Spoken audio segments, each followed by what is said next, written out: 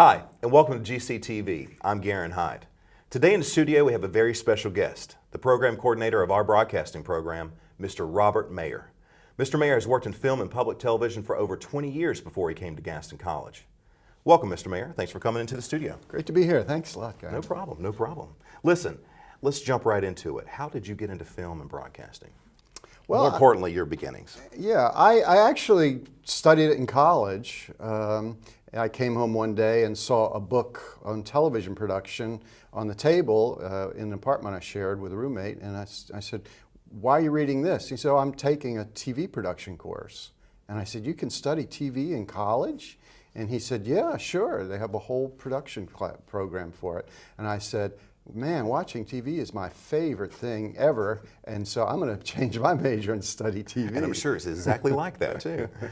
Listen, tell us a little bit more about the experiences once you got into studying. Well, I started at a very basic level. I started working at a college and worked my way up into a public television station locally, and it was a very slow, but there was always something better around the next corner. You never knew exactly what was there, but it was fun and interesting. I'm sure you met some amazing people along the way. Yeah, I did. Probably the most famous person I met before it was really famous was Johnny Depp. And I worked on a movie called Cry Baby, which some people know. And it was right after he had done his Beverly Hills 90210 series. He hadn't been a huge star, so he was doing it as kind of a lark. But everybody knew he was on his way to stardom. Nobody imagined that he would reach the heights that he is right now. So you went from film into more of a broadcasting television career for a while. Yeah, I actually started in film more after I was working at a college after my degree as an audiovisual technician, learning the gear a little bit more. And then a filmmaker came to the college and said, "Can you help crew a film?" which happens a lot. It even happens here at Gaston College. And from there, I made relationships that I don't know, went on for the next 15 years, on and off, with various filmmakers. Impressive, yeah. Very impressive. Now, once you were in television for quite some time, tell us a little bit about how you became a professor from that. What made you decide to come back to teaching? Well, I actually worked for almost 30 years in a lot of different areas, in the movies and documentaries, and you know, you get to a point where you have to travel a lot, and you get to the point where maybe you want to try something else, and teaching seemed to be an interesting avenue. I thought I'd just apply for a job here thinking it would be teaching one course, and they came in and said, "Listen, the program is been kind of quiet and undeveloped, but we really want to develop it. So if you come here, you'll have a blank slate to work with, and you can design whatever you want. We know nothing about television or audio. You're going to get whatever you want to do it." So that's a hard thing to turn down, and where you can kind of practice everything you've learned and make something from scratch. Well, after they asked you this, please tell me a little bit more about your vision of the department itself, and what you have done or what has been done to make that happen over the past several years. Well, when I came in, there was one classroom with a shelf full of equipment in it and about 10 chairs scattered around, two editing computers that barely worked, and so there was a lot to go. I'd come from a public TV station that just had a $10 million high definition renovation, and then to come into a little room with a couple of broken down cameras. And, the old DV cameras. Yeah, no lights, yeah. And no real sound to speak of. It didn't have a sound studio. So I just thought, well, this is a great challenge. You know, let's see what I could do. And they said, you know, tell us the equipment you need. We're going to build a new building and open up some space in the current building. It may take 2 or 3 years to get there, but that's the vision. And it indeed happened, and it's a world-class facility right now. The facility we have now, I'm impressed with what they've done, with what you've done, and the quality of what we have now at our fingertips. How do you feel about the projects that are being produced by the students now, just with the new studio, the new sound studio, everything? I think the opportunity is definitely here way more than it used to be. Used to be when we had 3 cameras, now we have 9 cameras, 9 high-definition cameras, actually 10. And so the opportunities for students to really get into what they're doing and really take equipment home for the weekend, take it home at night, use it on larger projects is huge. A couple students have made some really amazing films that I would say match any university program's work. So, and I've visited other colleges and universities with similar programs, and I actually think our students have a more intensive program here. It's just the nature of the community college program. I myself had a chance to talk to some graduates of the program before you came in, where it was just basically a few courses, and that was that. And they walk through now and get to see this massive studio that we have and all this equipment at our fingertips. And they just, it's like, oh, I wish I could go back to college now and take broadcasting over again.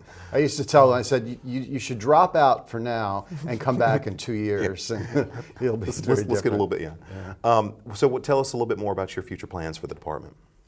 Well, I think now that we have the facility, we want to produce products. That's what it's all about, making things. In the television side, we're doing programs like this that'll play on the local cable TV network for Gaston County and Lincoln County. And we've got the recording studio with a nice successful community recording plan where we're recording CDs for local groups and giving people a lot of opportunities to come in and musicians who will really see what it's like to be in a recording studio. We've produced 1 CD that's in release, and we've got a second one that we're just about finished putting the last little touches on. So that's pretty good in basically our first semester of being open for business, so to speak. Exactly. I myself have been able to witness the construction of all this, and I'm glad I was here for that. And I'm going to be graduating this May. Is there, for myself and any other students that are watching this, those that are wanting to get into the broadcast industry, what do they need to expect? What do they need to look forward to? Well, what you're going to get here as far as the technology is kind of a basic foundation. You're going to understand what a camera does. You're going to understand what the software does. You're going to be able to operate both of them on a fairly even professional level. And from there, it's about all we can do in a 2-year program. But you can then take that foundational knowledge that you have and start making things on your own. That's what we're encouraging people to do. And you can come back and take 2 credit courses, 1 credit courses afterwards, have access to the equipment for that, and really give yourself a leg up in producing whatever you might find as an independent producer, music videos, instructional videos, promotional videos for businesses and institutions. We have a kind of a lively on-campus production team where the students are actually paid to produce programs for the campus for internal use, web use, that sort of thing. And these students need to take full advantage of that, because I don't think they really fully understand how difficult this industry really is to get into. You really have to be the cream that rises to the top. Yeah, and I'd say it's not that different from any professional industry these days. There are actually a lot of jobs around, but they're looking for people who have qualities who may not be what you learn in a video production class. They're looking for people who show up on time, people who volunteer.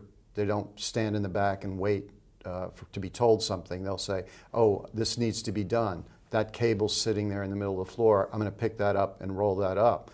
A self-driven motivator. Yeah. Everyone's looking for that. Yeah. And a team player. If something goes wrong, there's somebody who's got a smile, dealing with a smile, a sense of humor, instead of getting angry and throwing a cup of coffee across the room. Because that would be bad. They don't That wouldn't be last good, very yeah. long. So you have to hold in negative emotions as much as possible. Because you're definitely going to be confronted. Unless you're the executive producer like me. And then, Exactly, and then you get to do whatever you want to do.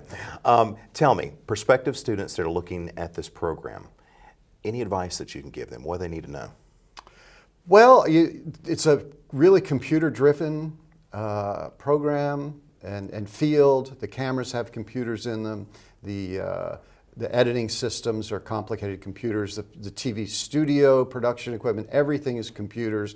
And so you really need to bone up on your computer skills and your ability to work with a mouse and work with your hands to control the computers. With that technical skills, you should have a background in photography, maybe in sound. Those things you can do before you get into the program. Get a camera. Study how it works, look at photographs, go to museums. If you're computer savvy, there's tons of free software that you can download and play with. Yeah. Mm-hmm. So expand as much as you can in the preparation for that kind of field. Music, learn to play the guitar, and then you get a much bigger appreciation for the sound and music and what it takes to perform. There are a lot of students here at Gaston College who have recognized this department for being something that has grown almost overnight, it seems. I'm proud to be here, and I'm definitely happy that you're our captain and here to kind of lead the way, and I'm ready to see some amazing things happen with this department.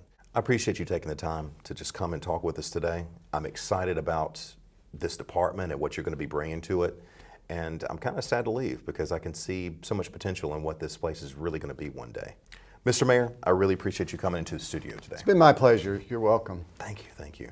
For more information on the broadcasting program, follow our blog at www.gcbroadcasting.org or like Gaston Broadcasting on our Facebook. Thanks for watching GCTV. We'll see you next time.